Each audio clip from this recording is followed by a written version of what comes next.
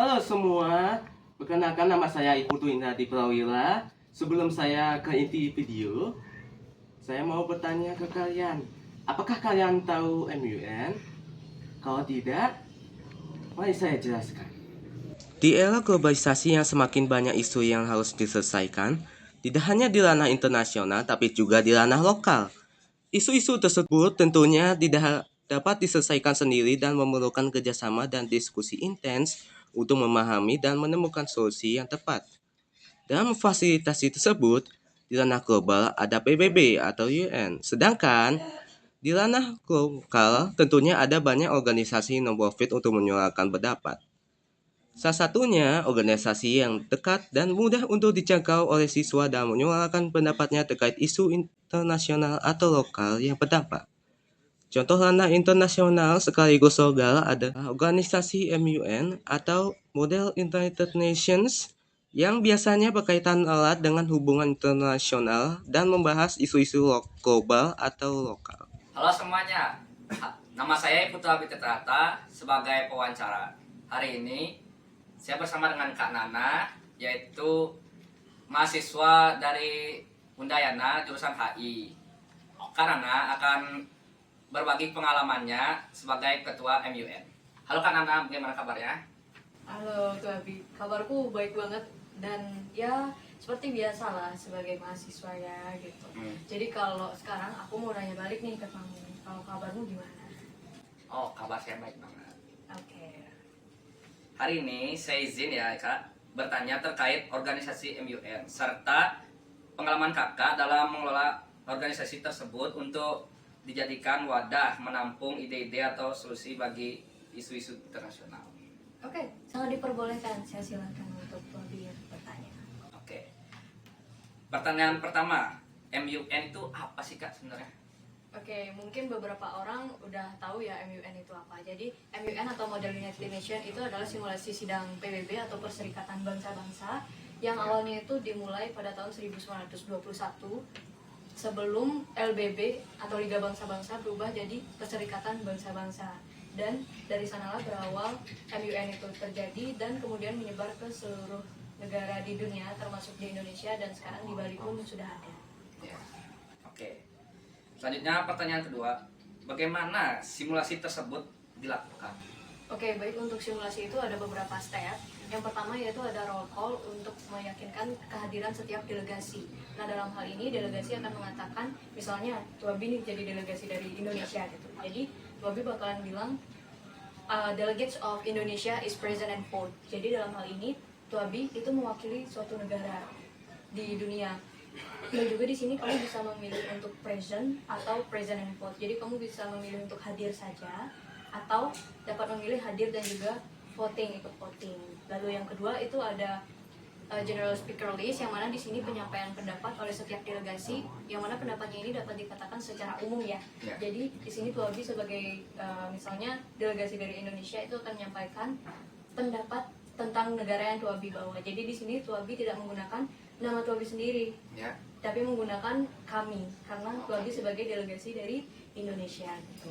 Lalu yang ketiga ada moderated caucus. Jadi untuk moderated caucus di sini setiap peserta itu diskusinya lebih formal. Jadi untuk diskusinya itu sendiri dalam waktu yang singkat, ada batas waktu bagi setiap pembicara atau delegasinya, yang mana di sini membahas isu dengan lebih mendalam, dan juga di sini Tuabi pun dapat menyanggah ataupun menambahkan poin terhadap pendapat yang diutarakan oleh delegasi lain. Lalu yang keempat ada unmoderated caucus, yang mana di sini diskusinya lebih informal. Jadi misalnya Tuabi ingin bekerja sama nih, membentuk aliansi kerjasama karena kalian sevisi atau sefrekuensi. Misalnya Tuabi sama delegasi dari Amerika sefrekuensi gitu dalam membahas isu ini. Dalam hal ini Tuabi bisa langsung mencari delegasi Amerika dan langsung berdiskusi tentang solusi apa sih yang enak atau bagus dan realistisnya bagi membahas sebagai solusi terhadap isu tersebut. Dan dalam membuat aliansi ini kita lanjut ke tahap berikutnya, yang kelima, yaitu draft resolution. Yang mana di draft resolution ini di sini Tuabi bersama dengan aliansi akan membuat poin-poin solusi yang ingin diutarakan atau dipresentasikan. Yang nantinya setelah dipresentasikan, di sini Tuabi boleh banget meyakinkan delegasi yang lain atau aliansi lain bagaimana bahwa resolusi atau solusi yang Tuabi bawa bersama dengan aliansi itu yang terbaik atau yang realistis daripada yang lainnya gitu. Dan yang terakhir yaitu tahap voting. Dalam hal ini akan diadakan pemungutan suara. Jadi pemungutan suaranya ini yang akan dimenangkan oleh biasanya quorumnya itu 2/3 dari kehadiran delegasi seperti itu untuk ya garis besar dari simulasi tersebut. Oke, selanjutnya pertanyaan ketiga. Di mana sih tempatnya dilakukannya MUN tersebut? Jadi untuk MUN itu sendiri, karena sebelumnya aku pernah sebagai kepala divisi MUN, untuk diselenggarakannya itu pastinya seperti di ruang rapat karena ini simulasi sidang ya gitu, sidang PBB, dan tentunya harus ada proyektor dan alat-alat lainnya gitu. Kalau ingin versi lokal yang pernah aku selenggarakan dulu atau versi low budgetnya lah gitu, itu bisa diadakan di kelas dengan ya memakai beberapa bangku juga untuk chair atau moderatornya dan juga para delegasi. Lalu kalau ingin lebih advance atau ya kalian punya budget yang lebih lah gitu untuk menyelenggarakan MUN, itu sangat bisa diadakan di suatu hotel untuk menyewa salah satu ruang rapatnya seperti itu. Oke, selanjutnya pertanyaan keempat. Kapan sih diadakannya MUN tersebut?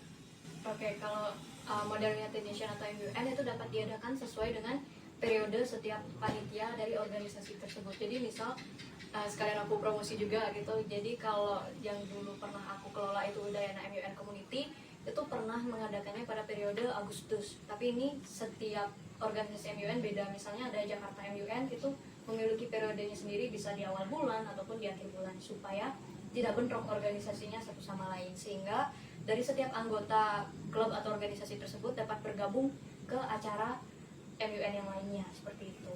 Oke, selanjutnya pertanyaan kelima. Menurut kakak, mengapa MUN itu penting? Jadi menurut pribadiku sendiri ya, Ya. kenapa MUN itu penting? Jadi MUN itu sangat penting bagi kita kaum muda, karena kaum muda ini sedang semangatnya untuk menyatakan pendapatnya. Jadi kita itu nggak boleh diam aja melihat ketidakadilan. Jadi dalam hal ini pentinglah bagi kita generasi muda untuk belajar bagaimana cara public speaking, terutama khususnya dalam bahasa Inggris ya, karena bahasa Inggris adalah komunikasi internasional, dan juga penting bagi kita untuk peka terhadap isu-isu internasional, karena dari isu internasional itulah yang nantinya juga berdampak pada isu lokal, dan begitu pun juga sebaliknya seperti itu. Oke, selanjutnya pertanyaan keenam. Bagaimana pengaruh MUN jikalau siswa ikut di dalamnya?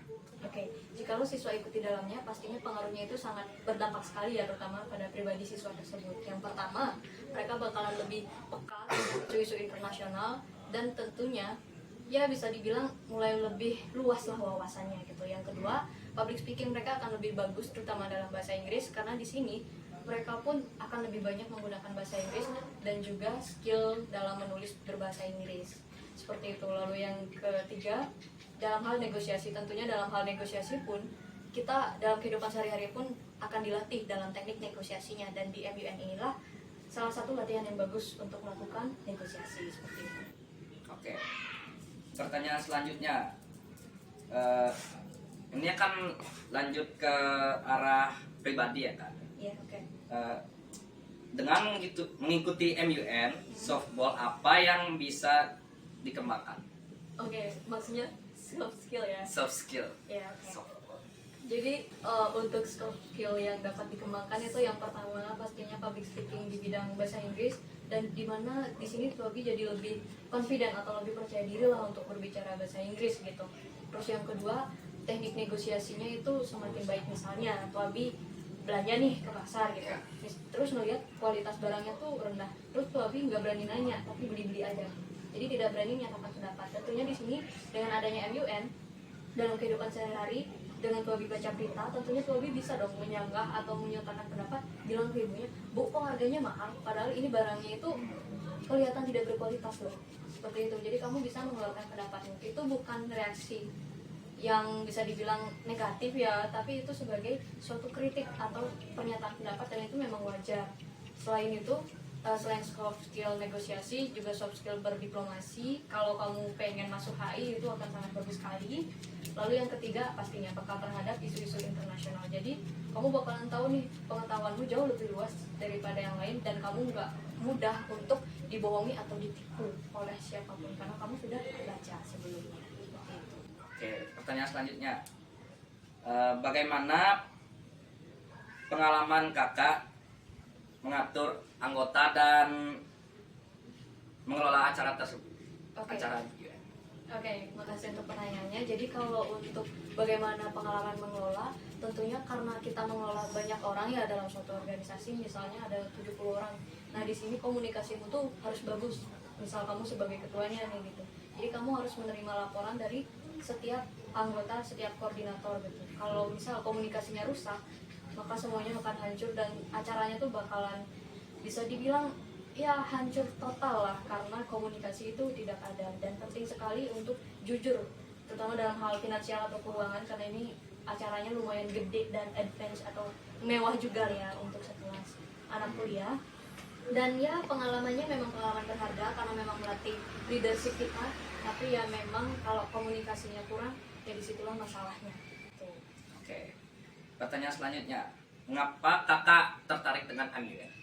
Oke, kenapa aku tertarik sama MUN? Ini pertanyaan yang sangat nostalgia. Jadi kalau untuk kenapa tertarik, seperti gimana tuh Abi misalnya jatuh cinta sama perempuan saat pandangan pertama. Jadi aku pun juga jatuh cinta pandangan pertama terhadap MUN. Yang pertama tentunya karena melatih skill berbahasa Inggris, yang mana di sini aku cinta banget sama bahasa Inggris. Bukan berarti aku nggak cinta bahasa Bali sama bahasa Indonesia ya gitu. Tapi aku memang suka banget bahasa Inggris.